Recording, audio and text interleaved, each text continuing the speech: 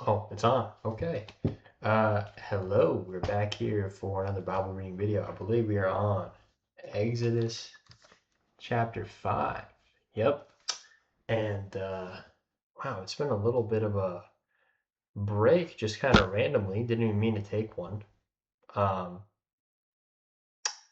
but we're back, so let's go. And get into. Did I just say Exodus? Leviticus chapter 5. Excuse me. Um, what have I been doing the past couple days? I feel like I should update everyone. We won our first basketball game of the season. I had a good game. I finally got a one-liner off, and it was cool because the guy said, "Hey, you better shoot that." I'm like, "Yes, sir." So I shot the ball. It was like a 40-foot or two, and I drained it. And I was like, "Glory to God," because odds are I would have missed that shot if it's just me. But that was cool. What else? What else? Oh man, today I saw a story of a former Hezbollah member.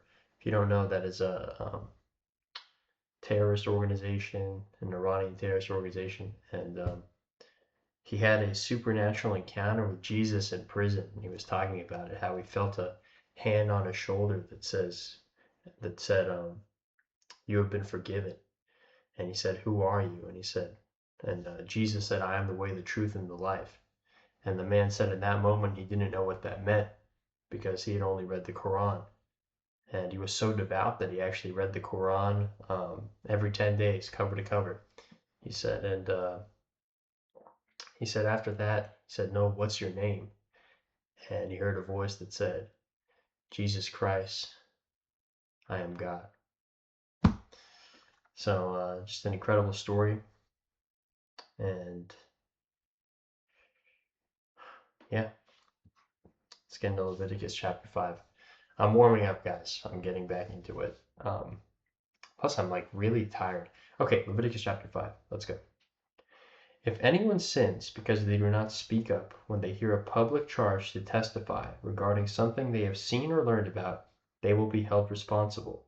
If anyone becomes aware that they are guilty, if they unwittingly touch anything ceremonially unclean, whether the carcass of an unclean animal, wild or domestic, or of any unclean creature that moves along the ground, and they are unaware that they have become unclean, but then they come to realize their guilt, or if they touch human uncleanliness, anything that would make them unclean, even though they are unaware of it, but then they learn of it and realize their guilt, or if anyone thoughtlessly takes an oath to do anything, whether good or evil, in any matter one might carelessly swear about, even though they are unaware of it, but then they learn of it and realize their guilt.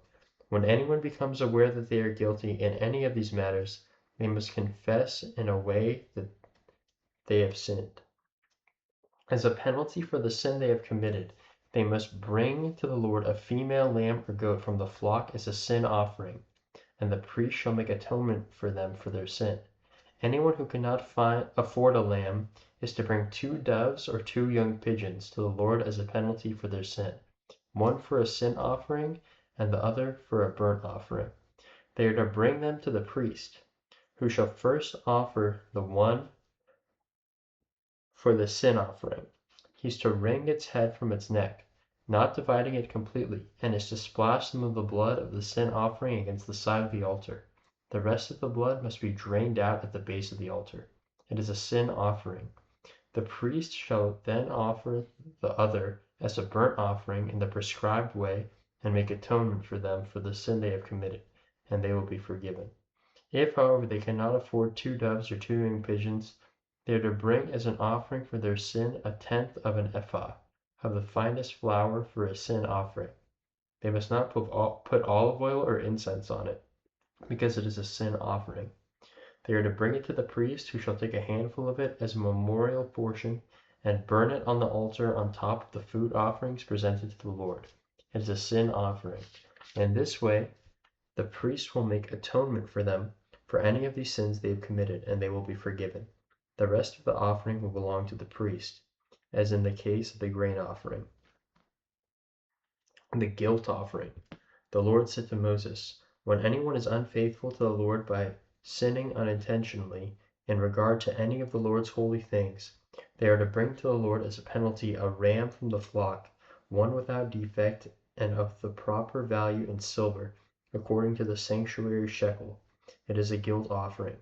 They must make restitution for what they have failed to do in regard to the holy things, pay an additional penalty of a fifth of its value, and give it all to the priest. The priest will make atonement for them with the ram as a guilt offering, and they will be forgiven.